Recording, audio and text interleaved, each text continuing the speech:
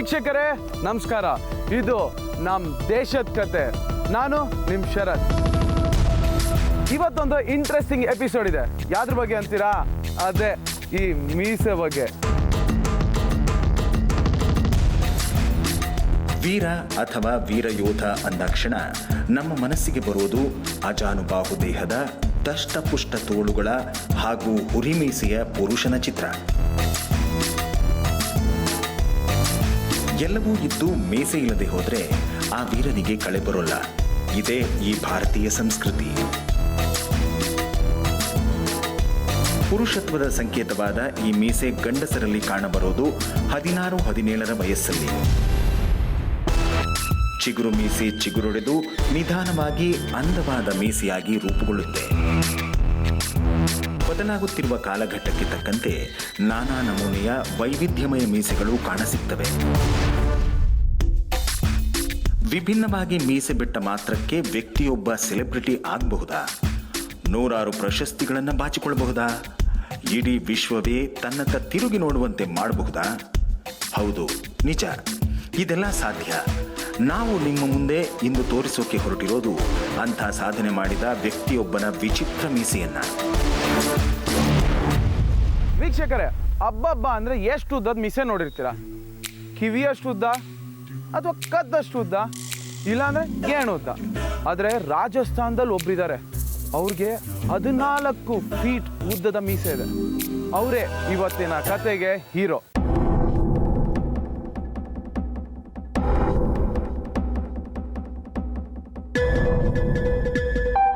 14 ಅಡಿ ಇರೋ ಈ ಬೃಹತ್ ಮೀಸೆಯ ಒಡೆಯ ಬೇರಾರೂ ಅಲ್ಲ, ರಾಮ್ ಸಿಂಗ್ ಚೌಹಾನ್.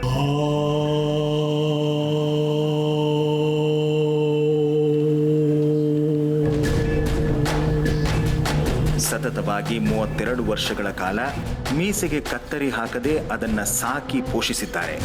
ಅದರ ಬಗ್ಗೆ ಕಾಳಜಿ ವಹಿಸಿದ್ದಾರೆ. 2010ರಲ್ಲಿ ಗಿನ್ನಿಸ್ ಬುಕ್ ಆಫ್ ವರ್ಲ್ಡ್ ರೆಕಾರ್ಡ್ಸ್ನಲ್ಲಿ ಈ ವ್ಯಕ್ತಿಯ ಸಾಧನೆ ದಾಖಲಾಯಿತು. ರಾಮ್ ಈಗ ಸೆಲೆಬ್ರಿಟಿ. ಅವರನ್ನು ನೋಡೋಕೆ ನಮ್ಮ ಪಯಣ ಶುರು.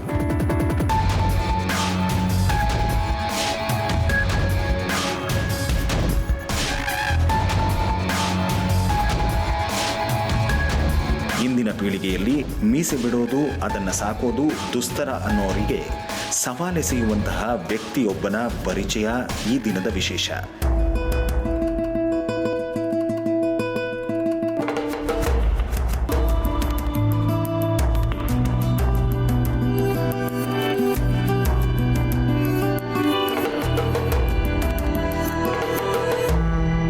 ಇಷ್ಟೊಂದೆಲ್ಲ ಕೇಳಿಪಟ್ಟೆ.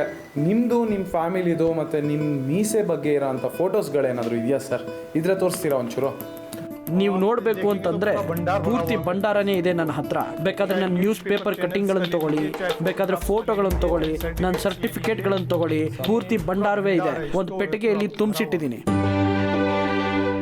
ಅದು ನಮ್ಮ ತಂದೆ. ಓಕೆ.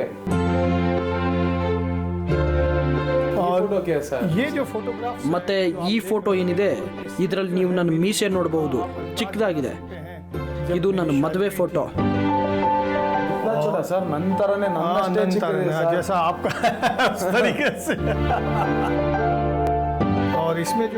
ನೀವು ಈ ಫೋಟೋನಲ್ಲಿ ಏನ್ ನೋಡ್ತಾ ಇದ್ದೀರಾ? ನಾನಲ್ಲಿ ನನ್ನ ಮೀಸೆ ಇದೆಯಲ್ಲ, ಅದನ್ನ ಪೂರ್ತಿಯಾಗಿ ಸುತ್ತಿ ನನ್ನ ಪೇಟದೊಳಗೆ ಮುಚ್ಚಿಟ್ಟಿದ್ದೀನಿ. ಇಷ್ಟೊಂದು ಸರ್ಟಿಫಿಕೇಟ್ಸ್ ಸರ್, ಯಾವ್ದು ಸರ್ ಸರ್ಟಿಫಿಕೇಟ್? ಈ ಸರ್ಟಿಫಿಕೇಟ್ ಏನಿದೆ ಅದು ಜೈಪುರ್ನ ಎಕ್ಸ್ ಮೇಯರ್ ನನಗೆ ದಸರಾದ ಸಮಯದಲ್ಲಿ ಸನ್ಮಾನಿಸಿದ್ದು.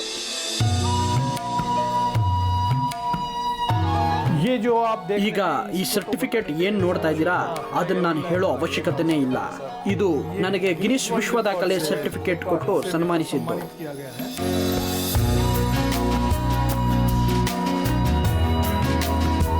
ಇವರು ವಿಶ್ವ ಸಾಧನೆ ಮಾಡಬೇಕು ಅಂದುಕೊಂಡವರಲ್ಲ, ಆದರೆ ನಮ್ಮ ಭಾರತೀಯ ಸಂಸ್ಕೃತಿಯ ಸಂಕೇತವನ್ನ ಪಾಲಿಸುವುದಕ್ಕೋಸ್ಕರ ಈ ಮೀಸೆಗೆ ಒತ್ತು ಕೊಟ್ಟರು.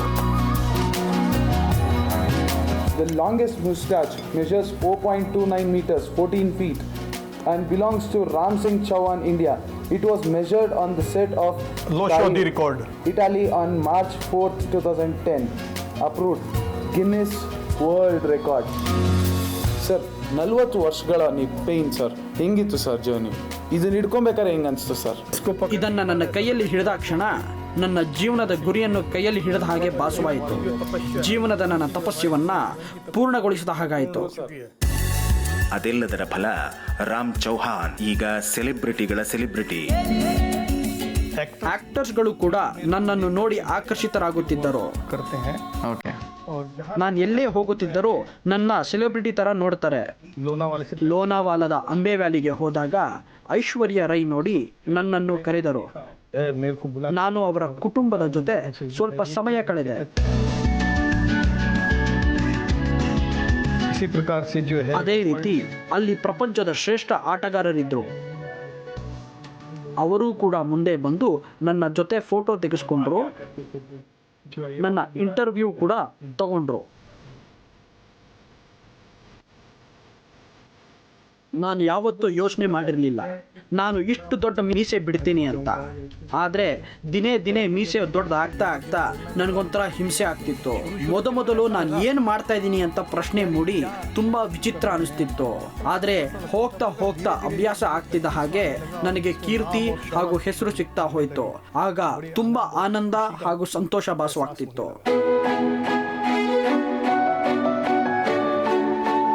ಅವರ ಈ ಪ್ರೀತಿಯ ಮೀಸೆ ವಿಶ್ವದೆಲ್ಲೆಡೆ ಅವರನ್ನ ಜನ ಗುರುತಿಸುವಂತೆ ಮಾಡಿತು.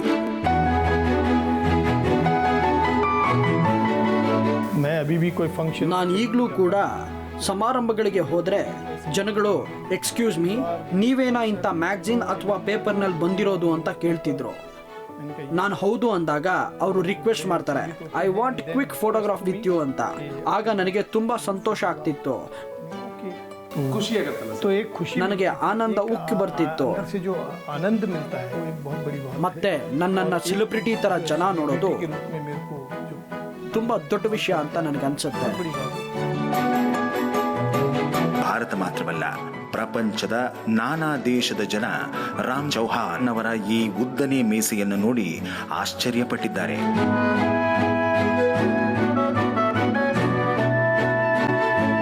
ಏಕಾಗ್ರತೆ, ತಾಳ್ಮೆ, ಪರಿಶ್ರಮದಿಂದ ಮಾತ್ರ ಈ ರೀತಿಯ ಸಾಧನೆಗಳು ಸಾಧ್ಯ. ಅದಕ್ಕೆ ಉತ್ತಮ ಉದಾಹರಣೆ ರಾಮ್ ಸಿಂಗ್ ಚೌಹಾನ್.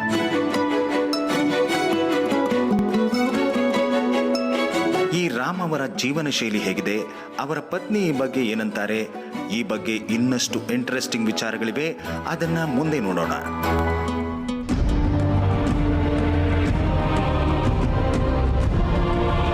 ಜನ ರೆಕಾರ್ಡ್ ಮಾಡೋಕೆ ಏನೇನೋ ಮಾಡ್ತಾರೆ.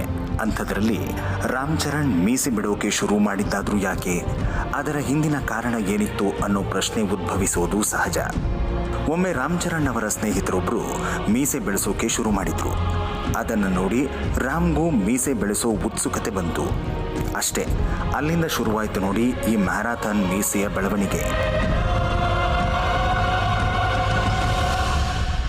ನಮ್ಮ ಮೀಸೆ ರಾಮ್ ಸಿಂಗ್ ಅವರು ಅವ್ರ ಮೀಸೆನ ಮೇಂಟೈನ್ ಮಾಡೋಕ್ಕೆ ಎಷ್ಟು ಕಷ್ಟ ಆಗೋದು ಗೊತ್ತಾ? ಅವ್ರು ಪ್ರತಿದಿನ 1 ರಿಂದ 1.5 ಗಂಟೆ ಕಾಲ ಅದಕ್ಕೆ ಆಯಿಲ್ ಹಾಕಿ ಮಸಾಜ್ ಮಾಡಬೇಕು ಮತ್ತು ವಾಶ್ ಮಾಡಬೇಕಾಗತ್ತೆ. ಆದರೆ ಅವರು ನಮ್ಮ ಥರ ಯಾವತ್ತೂ ಕಾಸ್ಮೆಟಿಕ್ಸ್ ಯೂಸ್ ಮಾಡಲ್ಲ. ಅವ್ರು ಯೂಸ್ ಮಾಡೋದು ಏನೇ ಇದ್ದರೂ ಆಯುರ್ವೇದಿಕ್ ಪ್ರಾಡಕ್ಟ್ಸ್ ಇಲ್ಲ ಹರ್ಬಲ್ ಪ್ರಾಡಕ್ಟ್ಸ್. ಅದಕ್ಕೆ ಅನ್ಸುತ್ತೆ ಅವ್ರು ಅಷ್ಟು ಉದ್ದ ಮೀಸೆ ಬಿಡೋಕ್ಕೆ ಸಾಧ್ಯವಾಯಿತು.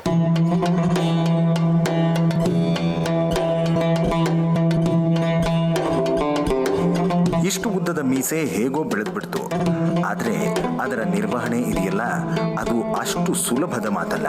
ಉದ್ದನೆಯ ಮೀಸೆ ಇಟ್ಟುಕೊಂಡು ಮಲಗೋದು ಹೇಗೆ, ಅದನ್ನು ಬಾಚಿಕೊಳ್ಳೋದು ಮತ್ತು ಇತರ ಕೆಲಸಗಳು ಹೇಗೆ ಅನ್ನೋ ಪ್ರಶ್ನೆ ಮೂಡ್ತವೆ. मेन जो बढ़ाने का प्रयास ಮೀಸೆನ ದಪ್ಪವಾಗಿ ಬೆಳೆಸೋ ಪ್ರಯತ್ನ ನಾನು 81ನೇ ಇಸ್ವಿಯಲ್ಲಿ ಶುರು ಮಾಡಿದೆ. और ಮೀಸೆಗೆ ನಾನು ತುಪ್ಪ ಮತ್ತು ಹಾಲಿನ ಕೆನೆಯಿಂದ ಮಸಾಜ್ ಮಾಡುತ್ತಿದ್ದೆ.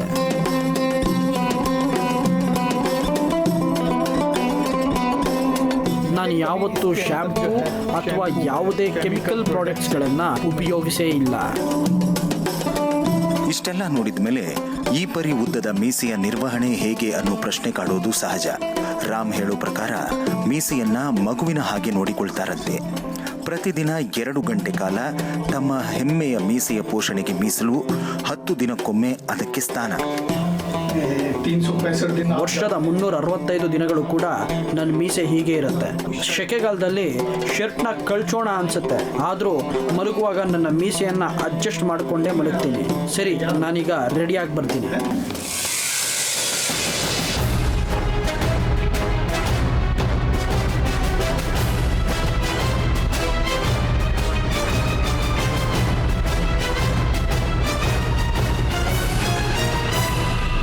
ಮೀಸೆ ಚಿಕ್ಕದಿದ್ದಾಗ ಅದನ್ನು ಕಿವಿಗಳ ಸುತ್ತ ಸುತ್ತಿಕೊಳ್ತಿದ್ರಂತೆ. ಆದ್ರೀಗ ಅದು ಉದ್ದವಾಗಿರೋದ್ರಿಂದ ಅದನ್ನ ಕತ್ತಿನ ಸುತ್ತ ಸುತ್ತಿಕೊಳ್ತಾರೆ. ಆ ದೃಶ್ಯ ನೋಡ್ತಿದ್ರೆ ಪರಮಶಿವ ಹಾವನ್ನ ಕತ್ತಿಗೆ ಸುತ್ತಿಕೊಂಡಂತೆ ಕಾಣುತ್ತೆ.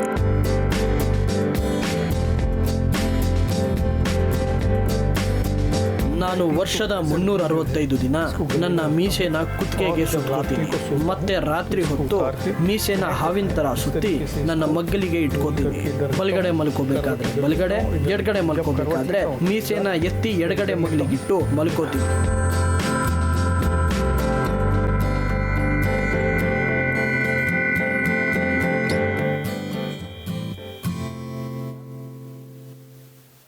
मेरे जो ನನ್ನ ಇನ್ಸ್ಪಿರೇಷನ್ ಬಂದು ಶ್ರೀ ಕರ್ಣರಾಮ್ ಭೀಮ್.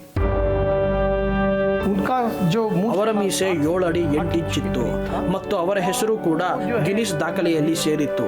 ನಾವು ರಾಜಸ್ಥಾನ ಟೂರಿಸಂನ ಕಲ್ಚರಲ್ ಪ್ರೋಗ್ರಾಮ್ ಆರ್ಗನೈಸ್ ಮಾಡುವಾಗ ನಾವು ಅವರನ್ನ ಜೊತೆ ಕರ್ಕೊಂಡು ಹೋಗಿದ್ವಿ. ಆಗ ಅವ್ರು ನನಗೆ ಹೇಳೋರು, ರಾಮ್ ಸಿಂಗ್ ಅವರೇ, ನಾನು ಹೇಳೋ ಥರ ಮೀಸೆಗೆ ಪೋಷಣೆ ಕೊಡಿ, ನಿಮಗೂ ಮೀಸೆ ದೊಡ್ಡದಾಗಿ ಬೆಳೆಯುತ್ತದೆ, ನಿಮ್ಮ ಮೀಸೆ ಬೆಳವಣಿಗೆ ಚೆನ್ನಾಗಿದೆ. ಮಂಡೆ ಅವರ ಮೀಸೆನೇ ಪ್ರೇರಣೆಯಾಗಿಟ್ಕೊಂಡು ನನ್ನ ಮೀಸೆಯನ್ನು ಬೆಳೆಸ್ಲಿಕ್ಕೆ ಶುರು ಮಾಡಿದೆ.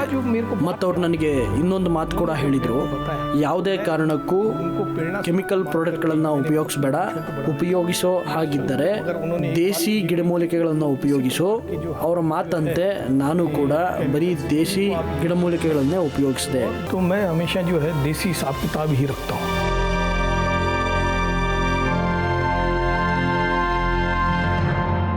ರಾಮ್ ಸಿಂಗ್ ಅವ್ರ ಹೆಂಡತಿ ರಾಮ್ ಸಿಂಗ್ನ ಫಸ್ಟ್ ಟೈಮ್ ನೋಡಿದಾಗ ಅವ್ರ ಮೀಸೆ ನಂತರನೇ ಚಿಕ್ಕದಾಗಿತ್ತು.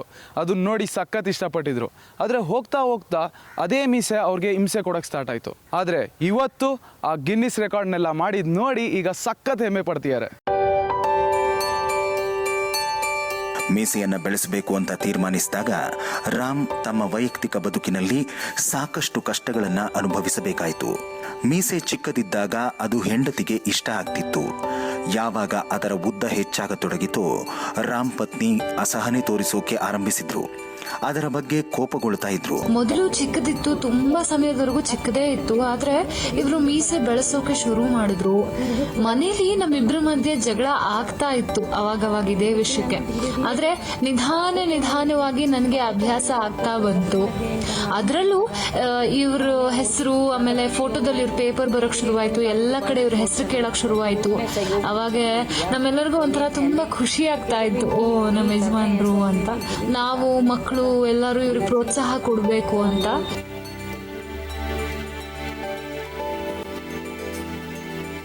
ಪ್ಲಾನ್ ಹಾಕಿದ್ದೆ, ಆದ್ರೆ ಅದು ಕೋಪದಲ್ಲಿ ಮಾಡಿದ್ದು. ಇವ್ರ ಮೇಲೆ ಯಾವಾಗಾದ್ರೂ ಕೋಪ ಬಂತು ಅಂತಂದ್ರೆ ಈಗ್ಲೂ ಅದೇ ರೀತಿ ತೀರಿಸ್ಕೊಳ್ಳೋದು. ಅದು ಕೋಪದಲ್ಲಿ ಮಾಡಿದ್ದು. ಇನ್ನೊಂದು ಖುಷಿಯ ವಿಚಾರವನ್ನ ರಾಮ್ ಹಂಚಿಕೊಂಡ್ರು. ಇದು ಬರಿಯ ಮೀಸೆ ಮಾತ್ರ ಅಲ್ಲ, ನನ್ನ ಜೀವನ ನಿರ್ವಹಣೆಗೆ ದಾರಿ ತೋರಿದ ದಾರಿದೀಪ ಅಂತಾರೆ. ಅದು ಏನಂದ್ರೆ 30 ವರ್ಷಗಳ ಹಿಂದೆ ರಾಜಸ್ಥಾನ್ ಟೂರಿಸಂ ಡಿಪಾರ್ಟ್ಮೆಂಟ್ ರಾಮ್ ಅವರಿಗೆ ರಾಯಭಾರಿಯಾಗಿ ಕೆಲಸ ಕೊಡ್ತು. ಅಲ್ಲದೆ ರಾಜಸ್ಥಾನದ ಹೆಮ್ಮೆಯ ಪ್ರತೀಕವಾಗಿ ಬಿಂಬಿಸಿತು. ಇದರಿಂದಾಗಿ ರಾಮ್ ಬೇರೆಲ್ಲೂ ಕೆಲಸಕ್ಕಾಗಿ ಅಲೆಯೋ ಪ್ರಸಂಗ ಬರಲಿಲ್ಲ. ಅವರ ಮೀಸೆಯಿಂದಾಗಿಯೇ ಹಾಲಿವುಡ್ ಮತ್ತು ಬಾಲಿವುಡ್ನ ಕೆಲ ಚಿತ್ರಗಳಲ್ಲಿ ಅತಿಥಿ ನಟನಾಗಿ ನಟಿಸೋ ಅವಕಾಶ ಬಂತು. ನಾನು ಕೆಲವು ಸಿನಿಮಾ, ಸೀರಿಯಲ್ನ ಕೆಲವು ಎಪಿಸೋಡ್ಗಳು ಹಾಗೂ ಬ್ರಿಟಿಷ್ ಸಿನಿಮಾಗಳಲ್ಲಿ ನಟಿಸಿದ್ದೇನೆ. ಕರ್ಕ್ ಡೊಗ್ಲಾಸ್ನ ಹೆಸರು ಕೇಳಿದ್ದೀರಾ ಅಲ್ವಾ ನೀವು? ಅವರು ರಾಜಸ್ಥಾನದಲ್ಲಿ ಫಿಲ್ಮ್ ಶೂಟ್ ಮಾಡಿದ್ರು. ಆಗ ನಾನು ಅವರನ್ನ ವೆಲ್ಕಮ್ ಮಾಡೋ ಸೀನ್ ನಲ್ಲಿ ನಟಿಸೋ ಅವಕಾಶ ಸಿಕ್ತು. ಇದೇ ರೀತಿ ಬ್ರಿಟಿಷರು ಮಾಡಿದ ಡಿಸೀವರ್ಸ್ ಅನ್ನೋ ಸಿನಿಮಾದಲ್ಲಿ ನಟಿಸಿದ್ದೇನೆ. ಹಾಗೆ ಅನ್ಬ್ರೇಕಬಲ್ ಕ್ರಾಕರಿ ಅನ್ನೋ ಫ್ರೆಂಚ್ ಸಿನಿಮಾದಲ್ಲೂ ನಟಿಸಿದ್ದೇನೆ. ಅಷ್ಟೇ ಅಲ್ಲ, ಇಂಡೋ ಪಾಕ್ ಗಡಿಯಲ್ಲಿನ ಯೋಧರನ್ನ ತಮ್ಮ ಮೀಸೆ ಮೂಲಕ ರಂಜಿಸಿದ್ರು. ಪಾಕ್ನಲ್ಲೂ ಅವರ ಮೀಸೆಗೆ ಜನ ವಾಹ್ ವಾಹ್. पाकिस्तान की ಪಾಕಿಸ್ತಾನದ ಒಂದು ಸಾಂಸ್ಕೃತಿಕ ತಂಡ ಜೈಪುರಕ್ಕೆ ಟೀಚ್ ಫೆಸ್ಟಿವಲ್ಗೆ ಬಂದಿತ್ತು.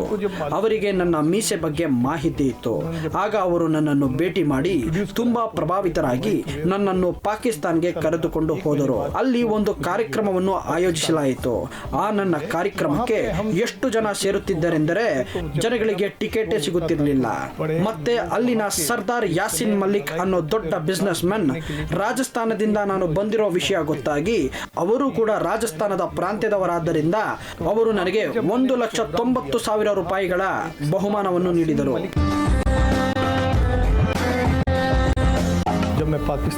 ನಾನು ಪಾಕಿಸ್ತಾನದಲ್ಲಿ ಇದ್ದಾಗ ನಾನು ವಾಘಾ ಬಾರ್ಡರ್ಗೆ ಹೋಗಬೇಕು ಅನ್ನೋ ಇಚ್ಛೆಯನ್ನು ನನ್ನ ಸ್ನೇಹಿತನಿಗೆ ವ್ಯಕ್ತಪಡಿಸಿದೆ. ಆಗ ನನ್ನನ್ನು ವಾಘಾ ಬಾರ್ಡರ್ನ 0 ಪಾಯಿಂಟ್ಗೆ ಕರೆದುಕೊಂಡು ಹೋಗಲಾಯಿತು. ನಾನು ಭಾರತ ಪಾಕಿಸ್ತಾನದ ಗಡಿಯಲ್ಲಿ ನಿಂತು ನನ್ನ ಮೀಸೆಯನ್ನು ಬಿಚ್ಚಿ ಪ್ರದರ್ಶಿಸಿದಾಗ ಪಾಕಿಸ್ತಾನಿಯರು ಬೆಚ್ಚಿ ಬಿದ್ದರು.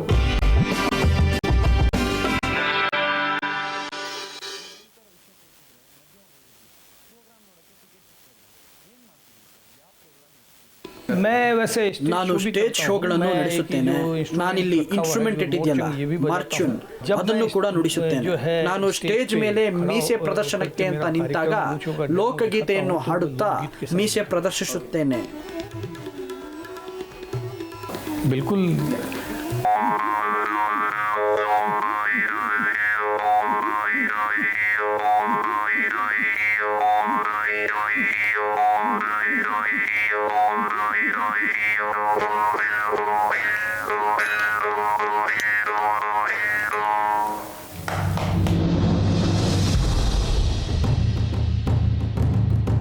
ರಜಪೂತ ವಂಶದಲ್ಲಿ ಜನಿಸಿರೋದ್ರಿಂದ ಮೀಸೆ ಬಿಡೋದು ವಾಡಿಕೆ, ಅದು ಕಡ್ಡಾಯ ಕೂಡ.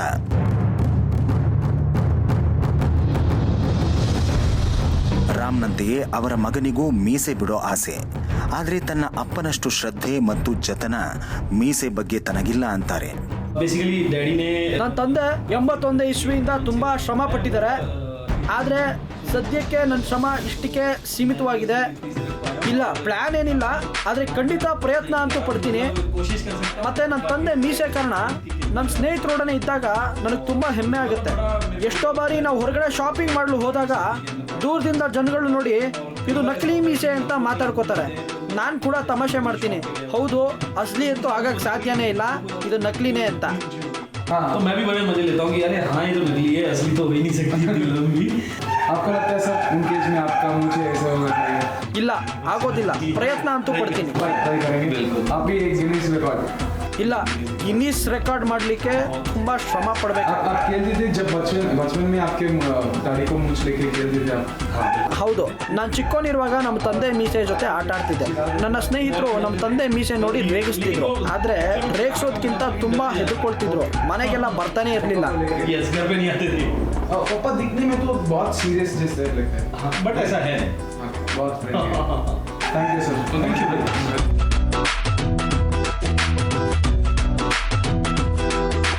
ಸರ್, ಕೊನೆಗೆ ನಿಮ್ಮ ಮೀಸೆ ಒಂಚೂರು ಮುಟ್ಬೇಕು ಅಂತ ಸರ್, ಅಲ್ಲಿಂದ ಬಂದಿರೋ ನಾನು, ಅದಕ್ಕೆ ಸರ್ ಒಂಚೂರು ಮೀಸೆ ಮುಟ್ಬಿಡ್ತೀನಿ ಸರ್. हाँ बिल्कुल बिल्कुल देखिएगा है ಸೂಪರ್.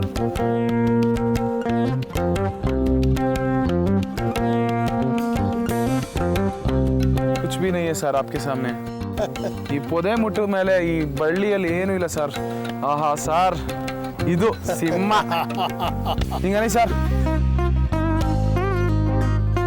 ಸರ್, ಇಷ್ಟು ಮಾಡಿದ್ರಿ, ಇನ್ನೊಂದೇ ಒಂದು ಆಸೆ ಸರ್, ಮೆಸೇಜ್ ಕರ್ಸೋಕೆ sir. Yes yes yes yes madam.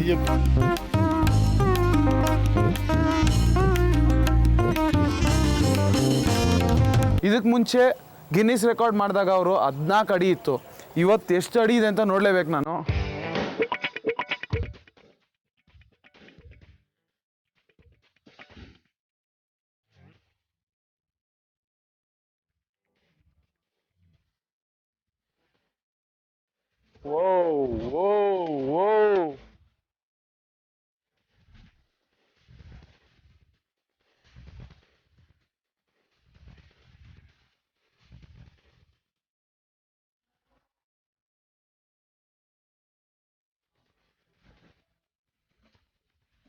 ಇದಕ್ಕೆ ಮುಂಚೆ ಗಿನ್ನಿಸ್ ರೆಕಾರ್ಡ್ ಅವರು ಚೆಕ್ ಮಾಡಿದಾಗ ಇದ್ದಿದ್ದು 14 ಫೀಟ್. ಇವಾಗ ನಾನು ಈ ರೈಟ್ ಸೈಡ್ ಚೆಕ್ ಮಾಡಿದ್ದಕ್ಕೆ 9.7 ಫೀಟ್ ಬಂದಿದೆ. ಇನ್ನು ಲೆಫ್ಟ್ ಸೈಡ್ ಫೀಟು ಎಷ್ಟಿರ್ಬೋದು ಅಂತ ಚೆಕ್ ಮಾಡಬೇಕು. ಆ ಗಿನ್ನಿಸ್ ರೆಕಾರ್ಡ್ ಬ್ರೇಕ್ ಆಗುತ್ತಾ ಇವತ್ತು ಅಂತ ನೋಡಲೇಬೇಕು, ಎಷ್ಟು ಇಂಪ್ರೂವ್ ಆಗಿದೆ ಅಂದ್ಬಿಟ್ಟು. ಸೊ ನನಗಂತೂ ಎಕ್ಸೈಟ್ಮೆಂಟ್ ತಡೆಯೋಕ್ಕಾಗ್ತಿಲ್ಲ, ನಿಮಗೂ ಅಷ್ಟೇ ಅನ್ಸುತ್ತೆ, ನನಗೂ ಗೊತ್ತು. ಬನ್ನಿ ಇವಾಗ ನೋಡ್ಬಿಡೋಣ ಒಂದ್ಸತಿ. ಅಮ್ಮ ಆಯ್ಯೆ ಉದರ್ ಜಾಯಿಂಗೆ.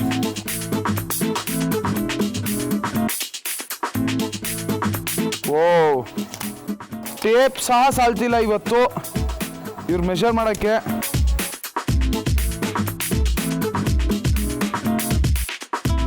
ಸೊ ಆ ಕಡೆ ಇರೋದು 9.7 ಫೀಟ್. ಈ ಕಡೆ ಲೆಕ್ಕ ಮಾಡಿದ್ರೆ ಗೊತ್ತಾಗತ್ತೆ ನಮಗೆ ಹಳೆ 2010 ಕ್ರಿಯೇಟ್ ಮಾಡಿದಂಥ ಗಿನ್ನಿಸ್ ರೆಕಾರ್ಡ್ ಬ್ರೇಕ್ ಆಗಿದೆಯಾ ಇಲ್ವಾ ಅಂತ. ಸೊ ಆ 14 ಫೀಟ್ ಬ್ರೇಕ್ ಆಗಲಿ ಅಂತ ನಾನು ಪ್ರೇರ್ ಮಾಡ್ಕೊತಾ ಇದ್ದೀನಿ, ಮತ್ತೆ ಎಕ್ಸೈಟೆಡ್ ಆಗಿದ್ದೀನಿ. ಸೊ ನೀವು ರೆಕಾರ್ಡ್ ಕ್ರಿಯೇಟ್ ಆಗಿದೆಯಾ ಇಲ್ವಾ ಅಂತ. ಸೊ ಈ ಕಡೆ ಇರೋದು 8.10 ಫೀಟ್, ಹಂಗಂದ್ರೆ ಹಳೆ ರೆಕಾರ್ಡ್ 14 ಫೀಟ್ ಬ್ರೇಕ್ ಆಗಿದೆ ಅಂಡ್ ಇಟ್ ಇಸ್ 18.5 ಫೀಟ್ ಆಗಿದೆ. So 4.5 feet. ಅಮ್ಮ ನ್ಯೂ ರೆಕಾರ್ಡ್ ಬರಬಸೆ, ಸೂಪರ್ ಸರ್. ನಮ್ಮ ರಾಮ್ ಸಿಂಗ್ ಚೌಹಾನ್ ಅವರು ಮಾರ್ಚ್ 4, 2010 ಅವ್ರ ಮೀಸೆನ 14 ಫೀಟ್ ಬೆಳೆಸಿ ಒಂದು ಗಿನ್ನಿಸ್ ವರ್ಲ್ಡ್ ರೆಕಾರ್ಡ್ ಕ್ರಿಯೇಟ್ ಮಾಡಿದ್ರು. ಅದೇ ಇವತ್ತು ನಾವು ಚೆಕ್ ಮಾಡಕ್ಕೆ ಬಂದಾಗ 2015 ಅವರು ಮೀಸೆನ 18.5 ಫೀಟ್ ಬೆಳೆಸಿ ಗಿನ್ನಿಸ್ ರೆಕಾರ್ಡ್ನ ಮತ್ತೆ ಕ್ರಿಯೇಟ್ ಮಾಡಿದ್ದಾರೆ. ಏನನ್ನಿಸ್ತಿದೆ ಸರ್ ನಿಮಗೆ? ನನ್ನ ರೆಕಾರ್ಡ್ ನಾನೇ ಮುರಿಯೋದು ಅಂತಂದರೆ ತುಂಬ ಸಂತೋಷದ ವಿಷಯ. ಮತ್ತು ಇನ್ನೊಂದೇನೆಂದರೆ ರೆಕಾರ್ಡ್ಗಳು ಆಗ್ತವೆ ಹಾಗೂ ಮುರಿಯಲ್ಪಡುತ್ತವೆ, ಆದರೆ ತುಂಬ ಖುಷಿ ಪಡೋ ಅವಶ್ಯಕತೆಯೂ ಇಲ್ಲ, ಹಾಗೆ ಬೇಜಾರು ಮಾಡ್ಕೊಳ್ಳೋ ಅವಶ್ಯಕತೆಯೂ ಇಲ್ಲ. ಆದರೂ ಇದು ನನ್ನ ರೆಕಾರ್ಡು, ಅದಕ್ಕೆ ಸ್ವಲ್ಪ ಖುಷಿನೇ ಆಗುತ್ತೆ. ಓಕೆ, ನಿಮ್ಮ ಮುಂದೆ ಇನ್ನೂ ಸೆಟ್ ಮಾಡಬೇಕು ಅಂದ್ಕೊಂಡಿದ್ದೀರಾ ರೆಕಾರ್ಡ್ನ, ಅಥವಾ ಅಂದರೆ ಇನ್ನೂ ಎಷ್ಟು ಫೀಟ್ ಬೆಳೆಸ್ಬೇಕು ಅಂದ್ಕೊಂಡಿದ್ದೀರಾ ಸರ್ ನಮ್ಮ ಮೀಸೆನ? ನೋಡಿ, ಎಲ್ಲ ಆ ದೇವ್ರಿಗೆ ಬಿಟ್ಟಿದ್ದು, ಆದರೆ ನನ್ನ ಪ್ರಯತ್ನ ಖಂಡಿತ ಮುಂದುವರಿಯುತ್ತೆ. ನನಗಿವಾಗ 60ರಿಂದ 63 ವಯಸ್ಸಾಗಿದೆ. ಆದ್ದರಿಂದ ನನ್ನ ಮೀಸೆ ಬೆಳವಣಿಗೆ ಕೂಡ ನನ್ನ ವಯಸ್ಸು ಮೇಲೆ ಅವಲಂಬಿತವಾಗಿದೆ. ಆದರೆ ನನ್ನ ಆಸೆ ಅಂತೂ ಈಡೇರಿದೆ. ಸರ್, ನಮ್ಮಂಥ ಹುಡುಗರಿಗೆ ಏನೋ ಒಂದು ಟಿಪ್ಸ್ ಕೊಡಿ. ನೋಡಿ, ನಮ್ದು ಮೆಷರ್ ಮಾಡಿದ್ರೆ ಒಂದು 2 ಇಂಚು 3 ಇಂಚು ಬರ್ಬೋದು. ಸೊ ನಿಮ್ಮಷ್ಟ ಮೀಸೆ ಹಿಡ್ಕೊಂಡವ್ರು ಏನಾದರೂ ಒಂದು ಟಿಪ್ಸ್ ಕೊಟ್ರೆ ಒಂಚೂರು. ಯಾಕೆ ಸರ್ ಅಷ್ಟು ಕಾಮಿಡಿ ಆಗಿತ್ತ? ಹೇಳಿ ಸರ್, ಏನೋ ಒಂದು ಟಿಪ್ಸ್ ಹೇಳಿ ಸರ್, ನಾವು ಬೆಳೆಸ್ತೀವಿ. ನೋಡಿ, ಈ ಮೀಸೆಯನ್ನು ಸಂಭಾಳಿಸೋಕೆ ತುಂಬ ತಾಳ್ಮೆ ಬೇಕು. ನಿಮಗೆ ಸ್ವಲ್ಪ ಕಷ್ಟನೇ. ಯಾಕೆಂದರೆ ನಾನು 40 ವರ್ಷದಿಂದ ಈ ಮೀಸೆನ ಸಂಭಾಳಿಸ್ತಿದ್ದೇನೆ. ನಿಮ್ಮ ಮೀಸೆ ತುಂಬ ಚೆನ್ನಾಗಿದೆ. ನೀವು ಕೂಡ ಮೀಸೆ ಬೆಳೆಸಬೇಕು ಅಂತಂದರೆ ಇದಕ್ಕೆ ಎಣ್ಣೆ ಮಸಾಜ್ ಮಾಡಲೇಬೇಕು. ಆಯುರ್ವೇದಿಕ್ ಟಾನಿಕ್ಗಳನ್ನು ಉಪಯೋಗಿಸ್ಬೇಕು. ಮಸಾಜ್ ಅಂತೂ ಖಂಡಿತವಾಗಿ ಮಾಡಲೇಬೇಕು. ಈಗಿನ ಪೀಳಿಗೆ ಮಸಾಜ್ ಮಾಡೋಕ್ಕೆ ಇಷ್ಟಪಡೋದಿಲ್ಲ. ಹೀಗಿದ ಮೇಲೆ ಮೀಸೆ ಹೇಗೆ ಬೆಳೆಯುತ್ತೆ? ಕೊನೆಯದಾಗಿ ನಿಮ್ಮ ಫೋಟೋಸ್ನ ನಾನು ತುಂಬ ನೋಡಿದ್ದೀನಿ, ಲೈಕ್ 1000 ಫೋಟೋಸ್ ನೋಡಿದೆ. ಅದರಲ್ಲಿ ನಿಮ್ಮ ಅಭಿಮಾನಿಗಳು ನಿಮ್ಮ ಮೀಸೆನ ಹಿಡ್ಕೊಂಡು ಒಂದಷ್ಟು ಪೋಸಸ್ ಕೊಟ್ಟಿದ್ದಾರೆ ಸರ್. ನಾವು ನಮ್ಮ ಟೀಮ್ ಜೊತೆಗೆ ಬೆಂಗಳೂರಿಂದ ಇಲ್ಲಿ ತನಕ ನಿಮ್ಮ ಮೀಸೆ ಬಗ್ಗೆ ಮಾತಾಡಿ ಜನರಿಗೆ ತಿಳಿಸ್ಕೊಡ್ಬೇಕು ಅಂತ ಬಂದಿದ್ವಿ. ಸೊ ನಮ್ಮ ಇಡೀ ತಂಡ ಒಂದು ಪೋಸ್ ಕೊಡ್ಬೋದಾ ನಿಮ್ಮ ಮೀಸೆನ ಹಿಡ್ಕೊಂಡು ಅಂತ ಸರ್? Most welcome. आपकी टीम मेरे साथ फोटो खिंचा सकती है. Done, sir. And I am happy. ಬದಲಾಗುವ ಯೌವನ ಇಳಿ ವಯಸ್ಸಿಗೆ ಕಾಲಿಡುತ್ತಿರೋ ಸಂದರ್ಭದಲ್ಲಿ ಈ ರೀತಿ ಮೀಸೆ ಬೆಳೆಸೋದು ಸುಲಭದ ಮಾತಲ್ಲ. ನಿರಂತರ ಪರಿಶ್ರಮ, ಶ್ರದ್ಧೆಯಿಂದ ರಾಮ್ 62ರ ಪ್ರಾಯದಲ್ಲೂ ತಮ್ಮ ಮೀಸೆಗೆ ವಯಸ್ಸಾಗದಂತೆ ನೋಡಿಕೊಂಡಿದ್ದಾರೆ. ಇಂತಹ ಕಷ್ಟಜೀವಿ ಹಾಗೂ ಸಾಧಕನಿಗೆ ಸಲಾಂ ಹೇಳಲೇಬೇಕು.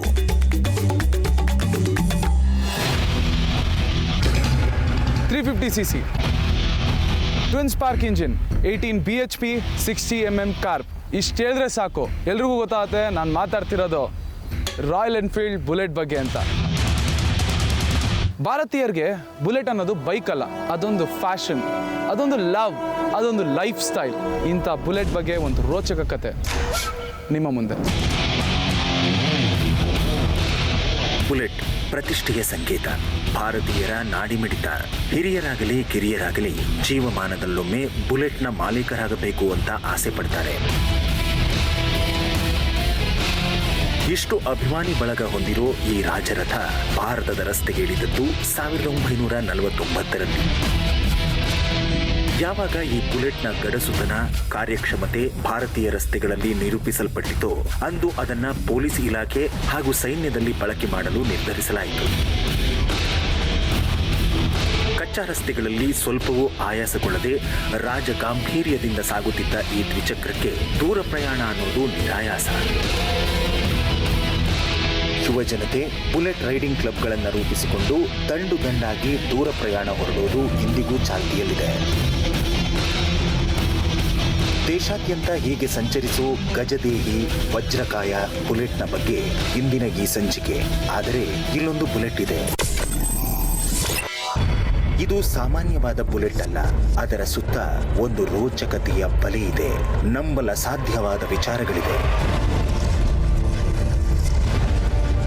ಅತೀಂದ್ರಿಯ ಶಕ್ತಿಯೊಂದರ ಪುನರ್ಜನ್ಮ ಈ ಬುಲೆಟ್ ಅಂತ ಹೇಳಲಾಗ್ತಾ ಇದೆ. ಬುಲೆಟ್ ಬಾಬಾ ಅಂತಲೇ ಖ್ಯಾತಿಯಾಗಿರೋ ಈ ಬುಲೆಟ್ ರಾಜಸ್ಥಾನದ ಹಳ್ಳಿಯೊಂದರಲ್ಲಿ ದಶಕಗಳಿಂದಲೂ ಮೌನವಾಗಿ ನಿಂತಿದೆ. ಏನದು ಬುಲೆಟ್ ಬಾಬಾ ಅನ್ನುವುದರ ಬಗ್ಗೆ ನಮಗೂ ಕುತೂಹಲವಿತ್ತು. ಅದರೊಂದಿಗೆ ರಾಜಸ್ಥಾನದ ಕಡೆ ನಮ್ಮ ಪಯಣ ಆರಂಭವಾಯಿತು.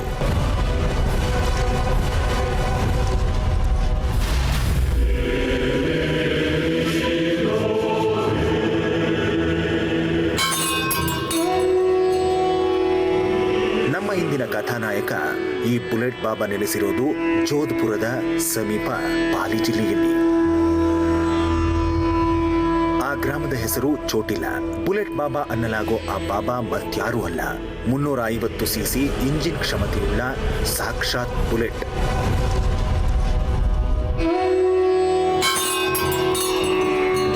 ದೇವಸ್ಥಾನ ನೋಡಕ್ ಚಿಕ್ಕದಾಗಿದ್ರು ತುಂಬಾ ಎನರ್ಜಿ ತುಂಬಿದೆ. ಅಲ್ಲಲ್ಲಿ ಮ್ಯೂಸಿಕ್ ಮತ್ತೆ ಈ ಭಜನೆಗಳು ನಡೀತಿದೆ. ಮತ್ತೆ ಅಲ್ಲಿ ಬುಲೆಟ್ ಇದೆ. ಇನ್ನು ನೋಡಕ್ ಎಷ್ಟೋ ಇಂಟ್ರೆಸ್ಟಿಂಗ್ ಥಿಂಗ್ಸ್ ಇದೆ. ತುಂಬಾ ಕ್ಯೂರಿಯಸ್ ಆಗಿದ್ದೀನಿ. ನೋಡೋಣ ಏನೇನಿದೆ ಅಂತ. ಇಲ್ಲಿನ ಭಕ್ತರ ಪ್ರಕಾರ ಈ ಬುಲೆಟ್ ದೈವ ಸ್ವರೂಪಿ. ಈ ಬುಲೆಟ್ ಬಾಬಾನ ದರ್ಶನ ಪಡೆದರೆ ಒಳ್ಳೆಯದಾಗುತ್ತೆ. ಆದರೆ ನಮ್ಮಲ್ಲಿ ಮೂಡಿದ ಪ್ರಶ್ನೆ ಏನಂದ್ರೆ, ಜನ ಯಾವ ಕಾರಣಕ್ಕಾಗಿ ಈ ಬುಲೆಟ್ ಅನ್ನ ಆರಾಧಿಸ್ತಾರೆ? ಆ ಬುಲೆಟ್ಗೆ ದೈವಿಕ ಸ್ಥಾನಮಾನ ಯಾಕೆ? ಬಹುಶಃ ಇದರ ಹಿಂದೆ ಏನೋ ಕಥೆ ಇರಬೇಕು ಅನ್ನಿಸ್ತು. ಓಂ ಬನ್ನ ನಮಗೆ ಒಂದು ಅವತಾರ ಇದ್ದ ಹಾಗೆ, ಶ್ರೀರಾಮ್ ತರಹ. ಈ ಮೋಟರ್ ಸೈಕಲ್ ಏನಿದೆ, ಇದು ಒಂದು ಚಮತ್ಕಾರಿ ಮೋಟರ್ ಸೈಕಲ್. ರಾತ್ರಿ ಹೊತ್ತು ಓಡಾಡ್ತಿರುತ್ತೆ. ಯಾರೇ ಈ ಜೋಧ್ಪುರ್ ಹಾದಿಯಲ್ಲಿ ಹೋದ್ರು ಅವ್ರು ಖಂಡಿತವಾಗಿ ಇಲ್ಲಿ ಗಾಡಿ ನಿಲ್ಲಿಸಿ ದೇವ್ರ ದರ್ಶನ ಪಡಿತಾರೆ. ಯಾವ ಜಾತಿಯಾದ್ರೂ ಸರಿ, ಹಿಂದೂ ಆಗ್ಲಿ ಮುಸ್ಲಿಂ ಆಗ್ಲಿ, ಯಾರಾದ್ರೂ ಸರಿ. ನಾನು ಒಬ್ಬ ಮುಸ್ಲಿಂ, ಆದ್ರೆ ನಾನಿಲ್ಲಿ ಖಂಡಿತವಾಗಿ ಗಾಡಿ ನಿಲ್ಲಿಸಿ ದೇವರ ದರ್ಶನ ಪಡಿತೀನಿ. ನಮ್ಮ ಅನುಮಾನ ನಿಜವಾಗಿತ್ತು. ಈ ಬುಲೆಟ್ ಬಾಬಾ ಆಗಿದ್ದರ ಹಿಂದೆ ರೋಚಕ ಘಟನೆಯೊಂದರ ಛಾಪಿತ್ತು. ಅದು 1988ನೇ ಇಸ್ವಿ. ಈ ಬುಲೆಟ್ನ ಮಾಲೀಕ ಬಾಂಗಡಿ ಊರಿನಿಂದ ಚೋಟಿಲಾ ಪ್ರದೇಶಕ್ಕೆ ತನ್ನ ಗಜಕೇಸರಿಯ ಮೇಲೆ ಹೊರಟಿದ್ದ. ಅದು ರಾತ್ರಿಯ ಸಮಯ. ಜೋಧ್ಪುರ್ ಮತ್ತು ಪಾಲಿ ಪ್ರದೇಶದ ನಡುವಿನ ಹೈವೇ ರಸ್ತೆ ಅದು. ಅಚಾನಕ್ ಆಗಿ ಮಾರ್ಗ ಮಧ್ಯೆ ಹಸುವೊಂದು ಆತನ ಗಾಡಿಗೆ ಅಡ್ಡ ಬಂತು. ಹಸುವನ್ನ ಉಳಿಸಲು ಹೋದ ಓಂ ಸಿಂಗ್ ಗಾಡಿಯ ನಿಯಂತ್ರಣ ತಪ್ಪಿ ಪಕ್ಕದಲ್ಲಿದ್ದ ಮರವೊಂದಕ್ಕೆ ತನ್ನ ಬೈಕ್ನ ಸಮೇತ ಡಿಕ್ಕಿ ಹೊಡಿತಾನೆ. ಓಂ ಸಿಂಗ್ ಸ್ಥಳದಲ್ಲೇ ಸಾವನ್ನಪ್ಪುತ್ತಾನೆ. ಮರುದಿನ ಬೆಳಿಗ್ಗೆ ವಿಷಯ ತಿಳಿದ ಪೊಲೀಸರು ಶವವನ್ನ ಸಾಗಿಸಿ ಬುಲೆಟ್ ಅನ್ನ ಪೊಲೀಸ್ ಠಾಣೆಗೆ ತೆಗೆದುಕೊಂಡು ಹೋಗ್ತಾರೆ. ಓಂ ಸಿಂಗ್ನ ಕ್ರಿಯಾವಿಧಿಗಳೆಲ್ಲ ಮುಗಿದ ಮೇಲೆ ಒಂದಿನ ಬುಲೆಟ್ ಠಾಣೆಯಿಂದ ಕಾಣೆಯಾಗಿ ಅಪಘಾತವಾದ ಸ್ಥಳದಲ್ಲಿನ ಆ ಮರದ ಮುಂದೆ ನಿಂತಿರುತ್ತೆ. ಅನುಮಾನಗೊಂಡ ಪೊಲೀಸರು ಮತ್ತೆ ಬುಲೆಟ್ ಅನ್ನ ಠಾಣೆಗೆ ತಂದಿಡ್ತಾರೆ. ಮತ್ತೆ ಮರುದಿನ ಹಾಗೆಯೇ ಬುಲೆಟ್ ಠಾಣೆಯಿಂದ ಮಾಯವಾಗಿ ಅಪಘಾತವಾದ ಸ್ಥಳಕ್ಕೆ ಬಂದು ನಿಲ್ಲುತ್ತೆ. ಈ ಪವಾಡವನ್ನ ನೋಡಿ ಪೊಲೀಸರು ಸೇರಿದಂತೆ ಸ್ಥಳೀಯ ಜನ ಮೂಕ ವಿಸ್ಮಿತರಾಗ್ತಾರೆ. ಓಂ ಸಿಂಗ್ನ ಆತ್ಮ ಆ ಸ್ಥಳದಲ್ಲಿ ನೆಲೆಗೊಂಡು ಭಕ್ತರನ್ನ ರಕ್ಷಿಸ್ತಾ ಇದೆ ಅಂತ ಬಲವಾಗಿ ನಂಬ್ತಾರೆ. ಅಲ್ಲಿಯೇ ಒಂದು ದೇವಾಲಯವೂ ನಿರ್ಮಾಣಗೊಳ್ಳುತ್ತೆ. ಅಲ್ಲಿ ಬುಲೆಟ್ಗೂ ಪೂಜೆ ಸಲ್ಲಿಸಲಾಗುತ್ತೆ. ಹೈವೇಯಲ್ಲಿ ಸಂಚರಿಸುವ ಪ್ರತಿ ಪ್ರಯಾಣಿಕನು ಬುಲೆಟ್ ಹಾಗೂ ಆ ದೇವಾಲಯಕ್ಕೆ ನಮಿಸಿಯೇ ಮುಂದೆ ಹೋಗೋದು.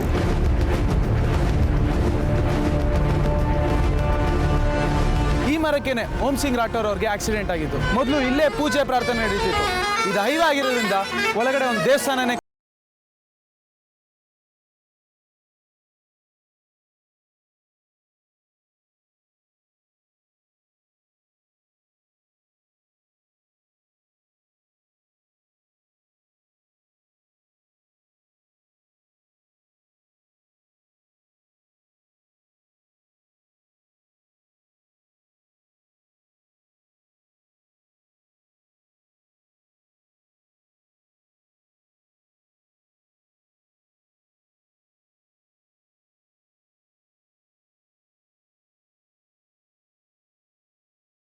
ಅವ್ರು ಅಂದ್ಕೊಂಡಿದ್ದು ನೆರವೇರುತ್ತೆ. ಓಕೆ, मनोकामना पूरी होती है, वो मना पूरी करते हैं।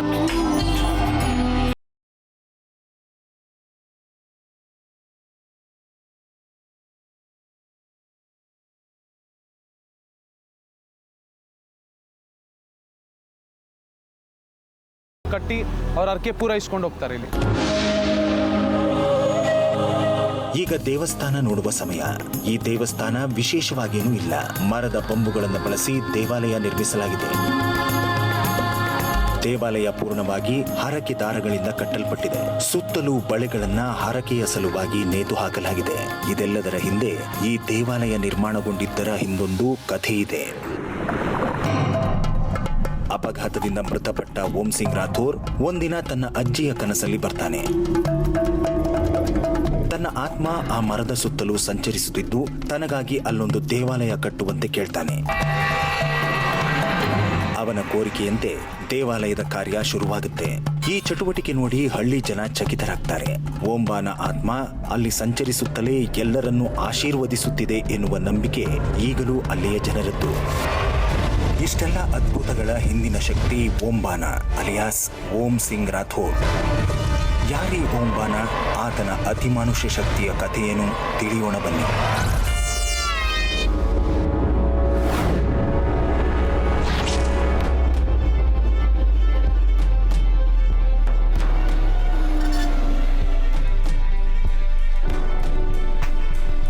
ಬುಲೆಟ್ ಬಾಬಾನ ಪವಾಡಗಳ ರೋಚಕತೆಯನ್ನ ನೋಡಿದ ಮೇಲೆ ನಮ್ಮಲ್ಲೊಂದು ಪ್ರಶ್ನೆ ಮೂಡಿತ್ತು. ಈ ರೋಚಕತೆಯ ಹಿಂದಿನ ಮೂಲ ಏನು ಅನ್ನೋದು. ಅದು ಮತ್ಯಾರೂ ಅಲ್ಲ, ಅವನೇ ಓಂಬಾನ. ಬನ್ನಿ, ಯಾರು ಈ ಓಂಬಾನ ನೋಡೋಣ. ಈ ದೇವಾಲಯದಲ್ಲಿ ಮಾರ್ಬಲ್ನಿಂದ ಮಾಡಲಾದ ಒಂದು ಪ್ರತಿಮೆ ಇದೆ. ಅದು ಬೇರ್ಯಾರೂ ಅಲ್ಲ, ಅವನೇ ಓಂಬಾನ. ಸುತ್ತಮುತ್ತಲಿನ ಹಳ್ಳಿಗರೆಲ್ಲ ಸೇರಿ ಈತನಿಗೆ ದೇವಾಲಯ ನಿರ್ಮಿಸಿದ್ದಾರೆ. ಆತನ ಪವಾಡಗಳನ್ನ ದೇಶದೆಲ್ಲೆಡೆ ಸಾರೋಕೆ ಆತನಿಗೆ ದೈವಿಕ ಸ್ಥಾನ ಕೊಟ್ಟಿದ್ದಾರೆ. ಅಸಲಿಗೆ ಈ ಹಿಂದೆ ಹೇಳಿದಂತೆ ಓಂಬಾನ ಅಲಿಯಾಸ್ ಓಂ ಸಿಂಗ್ ರಾಥೋರ್ 1988ರಲ್ಲಿ 24ರ ಹರೆಯದ ಹುಡುಗ. ಮದುವೆಯಾದ ಹೊಸತರಲ್ಲಿ ಆತ ಬುಲೆಟ್ ಕೊಂಡುಕೊಂಡಿದ್ದ. ದುರದೃಷ್ಟವಶಾತ್ ಅದರ ಮೇಲೆ ಸಂಚರಿಸುವಾಗ ಅಪಘಾತ ಸಂಭವಿಸಿ ಪ್ರಾಣ ತೆತ್ತಿದ್ದ. ಆತನ ಸಾವಿನ ಬಳಿಕ ನಡೆದ ಕೆಲ ವಿಸ್ಮಯಕಾರಿ ಘಟನೆಗಳಿಂದಾಗಿ ಆತ ಇಂದಿಗೂ ಪೂಜಿಸಲ್ಪಡ್ತಾನೆ.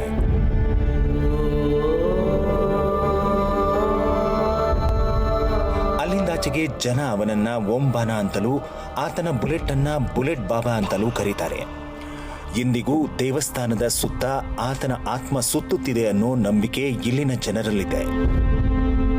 ಈ ದೇವಾಲಯಕ್ಕೆ ಭೇಟಿ ಕೊಡೋ ಯಾತ್ರಿಕರಿಂದ ಹಿಡಿದು ಈ ಮಾರ್ಗವಾಗಿ ಸಾಗುವ ಲಾರಿ ಹಾಗೂ ಪ್ರತಿ ಗಾಡಿಯ ಚಾಲಕನಿಗೂ ಒಂದು ರೀತಿಯ ಶಕ್ತಿ ನೀಡಿ ಅಪಘಾತಗಳಿಂದ ಪಾರು ಮಾಡ್ತಾನೆ ಅಂತಾರೆ ಜನ. ಈ ದೇವಾಲಯದ ಮುಂದೆ ದೊಡ್ಡ ಬಾಣಲಿ ಇದೆ. ದಿನವೂ ಹಗಲು ರಾತ್ರಿ ಎನ್ನದೆ ಇಲ್ಲಿ ಅಗ್ನಿಕುಂಡ ಉರಿಯುತ್ತಲೇ ಇರುತ್ತದೆ. ಗಂಧದ ಧೂಪ ಇಲ್ಲಿ ದಿನವೂ ಸರ್ವೇ ಸಾಮಾನ್ಯ. ಗಂಧ ಧೂಪಗಳನ್ನು ಅರ್ಪಿಸುವುದರೊಂದಿಗೆ ಇಲ್ಲಿನ ಭಕ್ತರು ಓಂಬಾನನ ಆಶೀರ್ವಾದ ಪಡೆಯುತ್ತಾರೆ. ನಾವು ಈ ದೇವಾಲಯದ ರೋಚಕ ಸಂಗತಿಗಳ ಅನಾವರಣ ಮಾಡಲು ಹೊರಟಿದ್ದೆವು. ಸ್ವಲ್ಪ ಮಟ್ಟಿಗೆ ಅದರಲ್ಲಿ ಯಶಸ್ಸೂ ದೊರಕಿತು. ಈಗ ಅದು ಜೀವಂತ ಸಾಕ್ಷಿಯಾದ ಬುಲೆಟ್ ಬಾಬಾನ ಸರದಿ. ಇಷ್ಟೆಲ್ಲ ಪವಾಡಗಳಿಗೆ ಓಂಬಾನ ಆತ್ಮ ಸಾಕ್ಷಿಯಾದರೆ ಈ ಬುಲೆಟ್ ಓಂಬಾನ ದೇಹ ಎಂದು ನಂಬಲಾಗಿದೆ.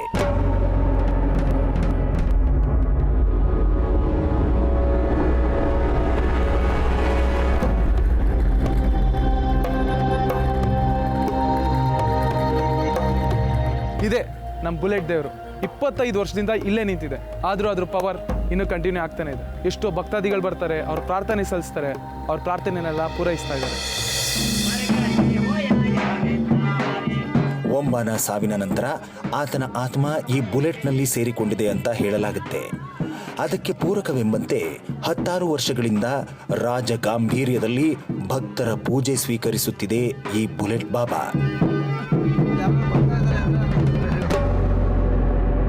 ಈ ಬೈಕಲ್ಲೇ ಓಂ ಸಿಂಗ್ಗೆ ಆಕ್ಸಿಡೆಂಟ್ ಆಗಿದ್ದು. ಆಕ್ಸಿಡೆಂಟ್ ಆಗಿದ್ದ ದಿವಸ ಈ ಬೈಕ್ನ ಪೊಲೀಸವರು ಎತ್ಕೊಂಡು ಕರ್ಕೊಂಡು ಹೋಗ್ತಾರೆ.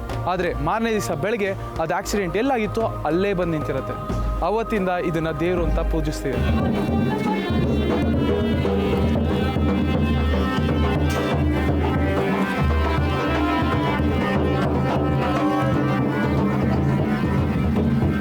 ಇಲ್ಲಿ ಪ್ರಾರ್ಥನೆ ಮಾಡಿ ಹರಕೆ ದಾರ ಕಟ್ಟಿದ್ರೆ ಅವ್ರು ಅನ್ಕೊಂಡಿದ್ದೆಲ್ಲ ಆಗತ್ತಂತೆ. ಸೊ ನನಗೂ ಒಂದು ವಿಷಯ ಇದೆ, ಅದಕ್ಕೆ ಈ ಹರಕೆ ದಾರ ಕಟ್ತಾ ಇದ್ದೀನಿ. ನಿಜವಾಗ್ಲೂ ಓಂಬಾನ ಆತ್ಮಕ್ಕೆ ದೇಹವಾಗಿ ನಿಂತಿದೆಯಾ ಈ ಬುಲೆಟ್? ಹೌದು, ನಿಜ. ಓಂಬಾನ ಆತ್ಮ ಈ ಬುಲೆಟ್ನಲ್ಲಿ ಇದೆ ಅನ್ನೋದಕ್ಕೆ ನಮಗೆ ಕೆಲ ಸಾಕ್ಷಿಗಳು ದೊರೆತವು. ಪ್ರತಿ ಅಷ್ಟಮಿಯಂದು ರಾತ್ರಿ ಹೊತ್ತು ಈ ಬುಲೆಟ್ನಿಂದ ಶಬ್ದವೊಂದು ಹೊರಡುತ್ತಂತೆ. ಆ ಮೂಲಕವಾಗಿ ಓಂಬಾನ ತನ್ನ ಇರುವಿಕೆಯನ್ನ ಇಲ್ಲಿ ಸ್ಪಷ್ಟಪಡಿಸುತ್ತಾನೆ ಅಂತಾರೆ ಇಲ್ಲಿನ ಜನ.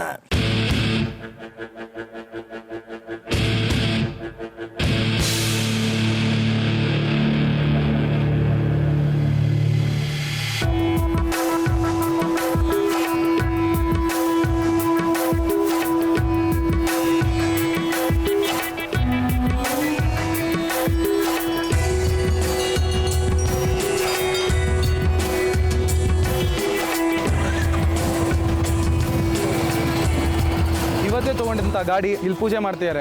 ಅವ್ರ ನಂಬಿಕೆ ಏನು ಅಂದರೆ ಇಲ್ಲಿ ಬಂದು ಪೂಜೆ ಮಾಡಿಸಿದ್ರೆ ಒಳ್ಳೇದಾಗತ್ತೆ, ಆಮೇಲೆ ಇವ್ರಿಗೆಲ್ಲ ಸೇಫ್ಟಿ ಸಿಗತ್ತೆ ಅಂತ.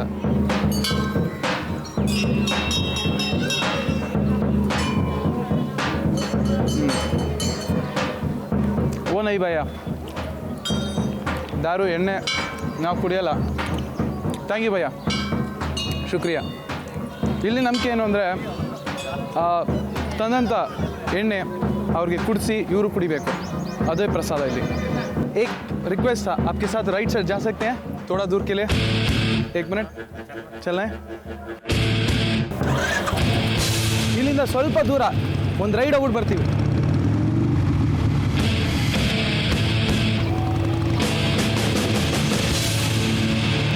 ನೋಡಿದ್ರಿ, ರಾಯಲ್ ಎನ್ಫೀಲ್ಡ್ ಬೈಕ್ ರೈಡು. ಯಾವಾಗಲೂ ಬುಲೆಟ್ ಬೈಕ್ ಅಂದರೆ ಸೂಪರ್ಬ್ ರೈಡು. ಸೊ ಸಕ್ಕತ್ತಾಗಿತ್ತು stretch and superb rider as well. So enjoyed the ride.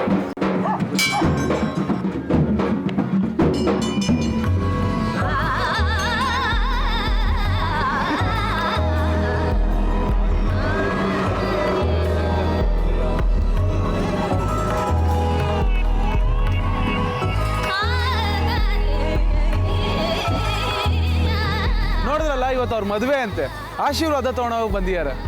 ಇವರಷ್ಟೇ ಅಲ್ಲ, ಇಲ್ಲಿ ಸುಮಾರು ಜನ ಬರ್ತಾರೆ, ಅವ್ರವ್ರ ಬೇಡಿಕೆನ ಇಟ್ಟು ಆಶೀರ್ವಾದ ತೊಗೊಂಡೋಗ್ತಾರೆ. ಅದನ್ನ ಬಾಬಾ ಪೂರೈಸ್ತಾರೆ.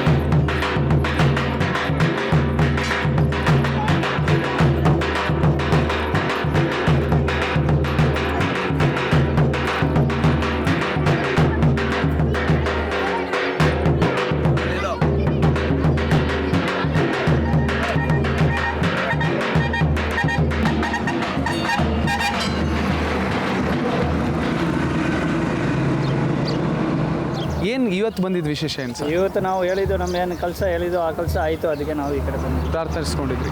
ಏನಂತ ಪ್ರಾರ್ಥಿಸ್ಕೊಂಡಿದ್ರಿ ಸರ್? ಅದೇ ಮನೆ ಏನು ಕೆಲಸ ಹೇಳಿದ್ದು ನಮಗೆ ಈ ಕೆಲಸ ಸರಿ ಆಗದೆ ನಾವು ದೇವ್ರಿಗೆ ಬರ್ತಿದ್ರೆ ಅದಕ್ಕೆ ಬಂದಿದ್ವಿ.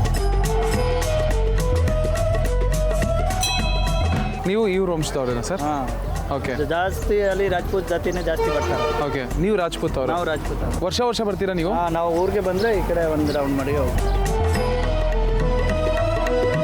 ಈಗ ತಾನೇ ಕರ್ನಾಟಕದವ್ರನ್ನ ಮಾತಾಡಿಸಿದೆ, ಇಡೀ ಅವ್ರ ಫ್ಯಾಮಿಲಿ ಬಂದು ಇಲ್ಲಿ ಪ್ರಾರ್ಥನೆ ಸಲ್ಲಿಸಿದ್ರು.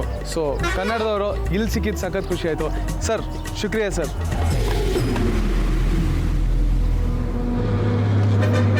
ಎಲ್ಲರೂ ತಮ್ಮ ಆಸೆಯೊಂದಿಗೆ ಬರ್ತಾರೆ. ಕೆಲವರು ರೋಗ ವಾಸಿ ಮಾಡ್ಕೊಳಕ್ಕೆ ಬರ್ತಾರೆ, ಸಂತಾನ ಪ್ರಾಪ್ತಿಗೋಸ್ಕರ ಬರ್ತಾರೆ. ಇನ್ನು ಕೆಲವರು ಹಣ ಕೇಳ್ಕೊಂಡು ಬರ್ತಾರೆ, ಮಕ್ಕಳಾಗಲಿ ಅಂತ, ಮದುವೆ ಆಗಲಿ ಅಂತ. ಒಬ್ರೊಬ್ರದ್ದು ಒಂದೊಂದು ಡಿಮ್ಯಾಂಡ್ ಇರುತ್ತೆ.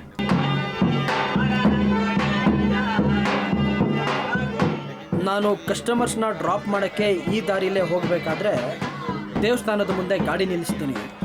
ಆಗ ಅವ್ರು ಕೇಳ್ತಾರೆ, ಯಾಕೆ ನಿಲ್ಲಿಸಿದ್ರಿ ಅಂತ. ಆಗ ನಾನು ಇಲ್ಲಿ ಓಂ ಬನ್ನ ಅನ್ನೋ ದೇವಸ್ಥಾನ ಇದೆ, ಇಲ್ಲಿ ಬೈಕ್ನ ಪೂಜೆ ನಡೆಯುತ್ತೆ ಅಂದಾಗ ಅವ್ರಿಗೆ ಆಶ್ಚರ್ಯ ಆಗುತ್ತೆ. ಆವಾಗ ಅವರೂ ದೇವ್ರನ್ನ ನೋಡಬೇಕು ಅಂತ ಇಂಗಿತ ವ್ಯಕ್ತಪಡಿಸ್ತಾರೆ. ಅವ್ರನ್ನ ಕರ್ಕೊಂಡೋಗಿ ನಾನು ತೋರಿಸ್ತೀನಿ. ಮತ್ತು ಹಾಗೆ ರೋಡ್ನಲ್ಲಿ ಹೋಗೋರು ದೇವಸ್ಥಾನದ ಮುಂದೆ ಬಂದಾಗ ಹಾರ್ನ್ ಹೊಡೆದು ಓಂ ಬನ್ನಾಗೆ ನಮನ ಸಲ್ಲಿಸ್ತಾರೆ. ಗಾಡಿ ನಿಲ್ಸೋಕ್ಕೆ ಸಮಯ ಇಲ್ಲದೆ ಇರುವಾಗ ಹೀಗೆ ನಮನ ಸಲ್ಲಿಸ್ತಾರೆ. ಆರಾಮವಾಗಿ ಸುರಕ್ಷಿತವಾಗಿ ತಲುಪೋಣ ಅಂತ ಹೀಗೆ ಆಶೀರ್ವಾದ ಪಡಿತಾರೆ.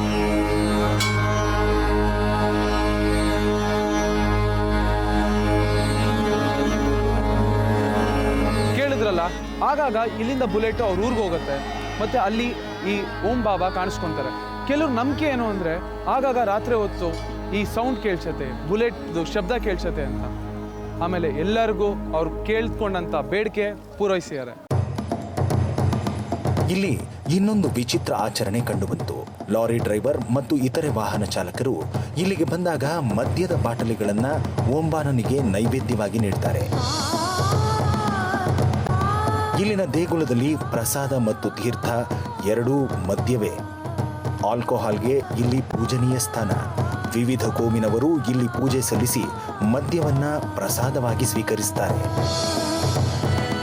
ಅದು ಹಾಗೆಯೇ ಭಾರತ ವಿಚಿತ್ರಗಳ ನಾಡು. ಹಲವು ವೈಚಿತ್ರ್ಯಗಳು, ಪವಾಡಗಳು ಇಲ್ಲಿ ಸರ್ವೇ ಸಾಮಾನ್ಯ. ಇಷ್ಟೆಲ್ಲ ಸಂಗತಿಗಳನ್ನು ಭೇದಿಸಿದ ಮೇಲೆ ನಮಗೆ ಅರ್ಥವಾಗದ ಸತ್ಯ ಒಂದೇ. ಅದೇನೆಂದ್ರೆ ಪ್ರತಿ ಅಷ್ಟಮಿಯಂದು ಈ ಬುಲೆಟ್ನಿಂದ ಹೇಗೆ ಶಬ್ದ ಹೊರಡುತ್ತದೆ ಅನ್ನೋದು. ಬಹುಶಃ ಜನರ ನಂಬಿಕೆಯ ಪ್ರಕಾರ ಓಂ ಸಿಂಗ್ನ ಆತ್ಮ ಅದರಲ್ಲಿರಬೇಕು ಅಂತ ನಾವು ಅಲ್ಲಿಗೆ ನಮ್ಮ ಪಯಣ ಮುಗಿಸಿದ್ವು. ಕಡೆಗೊಂದು ಮರೆಯಲಾಗದ ಸಂಗತಿ ಕಣ್ಣ ಮುಂದಿತ್ತು. ಪ್ರತಿದಿನ ರಾತ್ರಿ ದೇವಾಲಯ ಮುಚ್ಚುವ ಮೊದಲು ಭಕ್ತಾದಿಗಳು ಹಾಡುವ ಜಾನಪದ ಗೀತೆ, ಭಕ್ತಿ ಪರವಶತೆಯ ಮಹಾಮಂಗಳಾರತಿ ಮರೆಯೋ ಹಾಗಿಲ್ಲ. ಜೈ ಓಂಬಾನ.